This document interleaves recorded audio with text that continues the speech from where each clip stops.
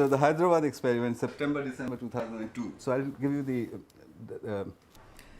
hypothesis. The hypothesis is this, and given the appropriate digital resources, groups of children can improve their English pronunciation by themselves. Why is this important? In Hyderabad, this is a city in southern India, there is this huge proliferation of little private schools, not for the rich, but for the poor. So it's a very interesting situation. Why private schools for the poor when government education is for free? And the answer is just one thing: English language. The promise of the private school is quality English language training. They do as good a job as they can by charging just £3 or £4 a month. So the grammar is good, the syntax is good, but the children pick up the accents of their teachers, and their teachers talk in their Telugu speaking. It's a very strong accent. It's such a strong accent that you can barely understand it. You know, I mean, if you thought Geordie was bad, well, go to Hyderabad. So the children pick up this accent. Now here was an ideal situation for technology, because where am I going to get, you know, people speaking Oxford English in the slums of Hyderabad? So I have to do technology. So I decided, why can't we try this? The place we tried it in is a little school called Peace High School in a fairly notorious area called Edi Bazaar in Hyderabad. This is what those schools look like.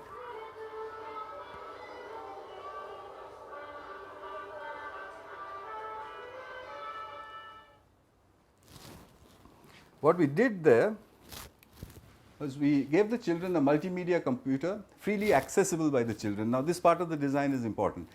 I took a room from the principal, which is very publicly visible, put the computer in that room, and gave the key to the children and said, you can open and lock this whenever you want. If anything happens to the computer, I don't have the funds to replace it. The principal's second question was, but they don't know anything about computers. So I said, never mind, that's a very long story, they'll figure it out. So leave it with them. Second thing is that I put in English training software. There's an American piece of software called Ellis Skids. So I tried that out. But the innovation was the third thing. I put in a speech to text engine. You know, there's a piece of software called Dragon Dictate. What it does is you load it into a computer, and then you train it in your voice by reading long passages into it. It finally says, I've understood. And after that, you can dictate into it. And you say, dear sir, and it will type out, dear sir, or whatever. What I did was I gave them, and some popular English films like My Fair Lady and Where Eagles Dare and all that. And I said, you can do what you like. So I trained the text-to-speech engine, not in my voice, but in the voice of my friend James Tooley, who has a very clear English accent. And then I called the children and I said, you speak into the computer. So they spoke into the computer, and the computer started typing out gibberish. So the children started laughing and said, you know, this is absurd. It doesn't understand anything. So I said, why is that so? So they said, because we don't speak English that way. So I said, all right, I'm going to give this to you for 2 months.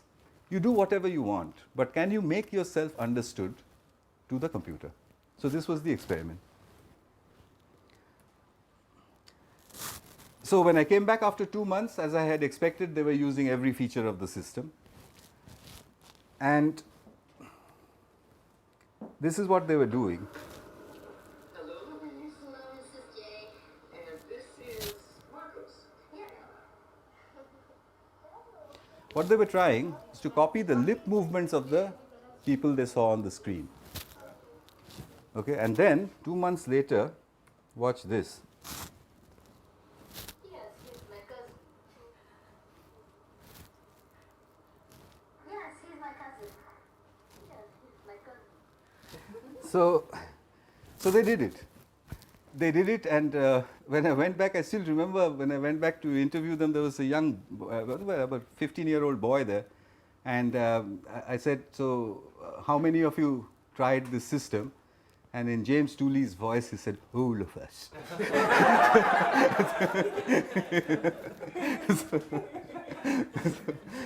So, you know, it can be self-organized that way. By this time, what was happening was that I started to have a few detractors who said that you're going a little overboard with saying that children can teach themselves everything.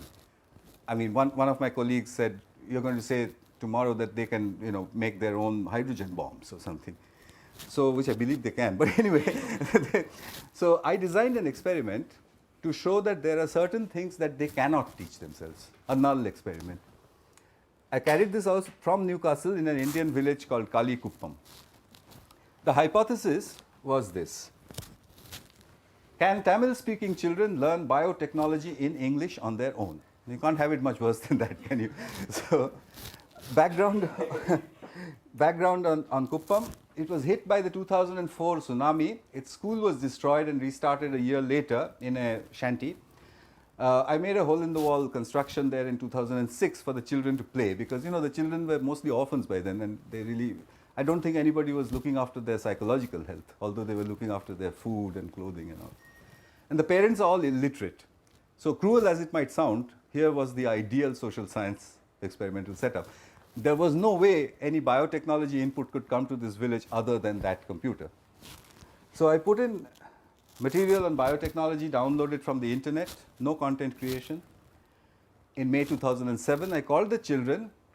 What you say to them is very important. So I told them, look, I've put in something here which is very interesting and very important, but it may be a little hard. Will you take a look at it? Now, when you say that to 8, 10-year-olds, they always say yes. So they said, yeah, of course we'll look at it. So I went back after a couple of months, as usual, and I called my experimental group into a classroom, 26 children, and asked them, well, what have you learned in the last 2 months? And I got what I expected. They said nothing. So I said, nothing at all? They said nothing, because it's something very hard. It's about chemistry. It's in very difficult English. We couldn't understand anything. So here was my null experiment to show that, yes, this can't do everything. Unfortunately, I had another question which came to my mind, fortunately or unfortunately. I asked them, how many times did you look at this material in the last 2 months? And they said, every day. And a little switch went off in my head, and I said, if you didn't understand anything at all, then why were you looking at it every day? And a 12-year-old girl got up and said, and I'll tell you verbatim, apart from the fact that incorrect replication of the DNA molecule causes genetic disease, we have understood nothing else. So I, of course, stayed back immediately.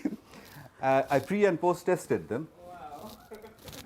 And I've been a teacher for 40 years. This is absurd. This is absolutely absurd. From 0 to 30%. Who did it? How?